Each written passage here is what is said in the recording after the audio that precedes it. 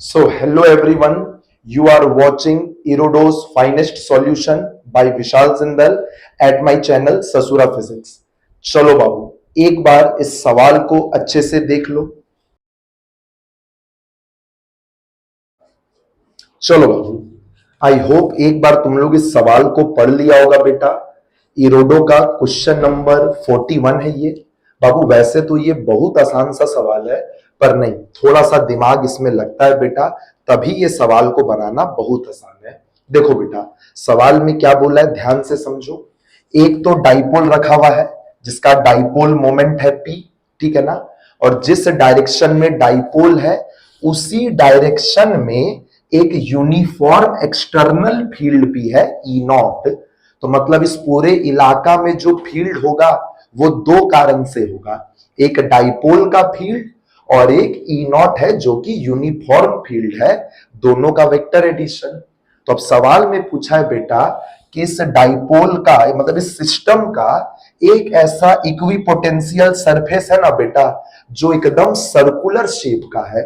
किस्मत से एक ऐसा इक्विपोटेंशियल सरफेस एग्जिस्ट कर रहा है यहां पर जो एकदम सर्कुलर शेप का है।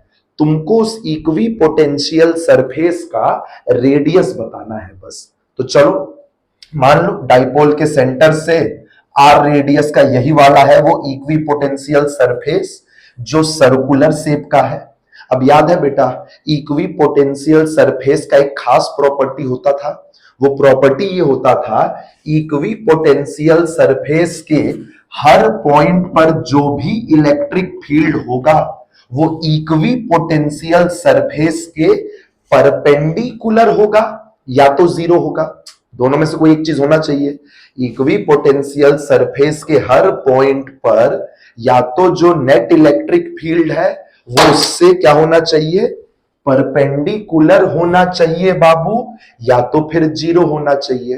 तो चलो ना इस इक्विपोटेंशियल सरफेस का कोई भी एक स्पेशल पॉइंट पकड़ते हैं और देखते हैं वहां पर क्या संभावना बन रहा है। या तो वहां पर नेट फील्ड सरफेस के परपेंडिकुलर होना चाहिए या तो फिर जीरो होना चाहिए। देख लो बेटा, सबसे सुंदर ये वाला पॉइंट है। थोड़ा देखो, ये दिख रहा है ना डाइपोल का इक्वाटोरियल लाइन का एक पॉइंट है। देखो तो इस पॉइंट का तुम सोच के देखो तो नेट इलेक्ट्रिक फील्ड क्या होगा।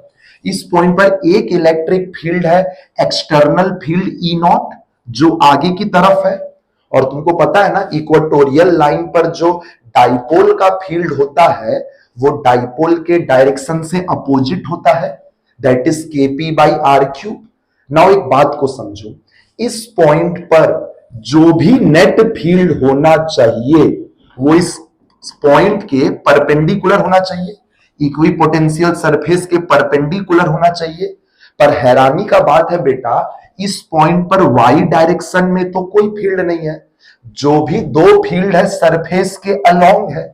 इसका क्या मतलब निकला, इसका यह मतलब निकला कि इस पॉइंट पर जो नेट फील्ड होगा वो जीरो होना पड़ेगा ना, क्योंकि बेटा इक्विपोटेंशियल सरफेस पर जो नेट फील्ड है वो या तो सरफेस के परपेंडिकुलर होना चाहिए, और सरफेस के परपेंडिकुलर नहीं है, सरफेस के अलोंग वाला केवल फील्ड है, तब तो फिर उनको मिलकर क्या होना पड़ेगा, जीरो होना पड़ेगा। बस इतना सा बात तुमको समझना था। तो बस अब कर दो E naught minus KP by are cube, इस पॉइंट पर जो सरफेस के अलोंग वाला फील्ड है that should be equal to zero. एक दो लाइन सॉल्व करके देख लो, के का वैल्यू पुट कर लो, 1/4 पाई एप्सिलॉन नॉट, एकदम रेडियस का answer p by 4 pi epsilon naught e naught whole का पावर 1/3 आ जाएगा। बहुत सुंदर सा क्वेश्चन है बेटा, दिमाग वाला क्वेश्चन है। इस कॉन्सेप्ट के ऊपर 2 साल या 3 साल पहले जेई एडवांस भी ऐसा ही एक सवाल पूछ चुका है बेटा। तो एक बहुत सुंदर सवाल है, ठीक है ना। चलो tata bye bye, best of luck.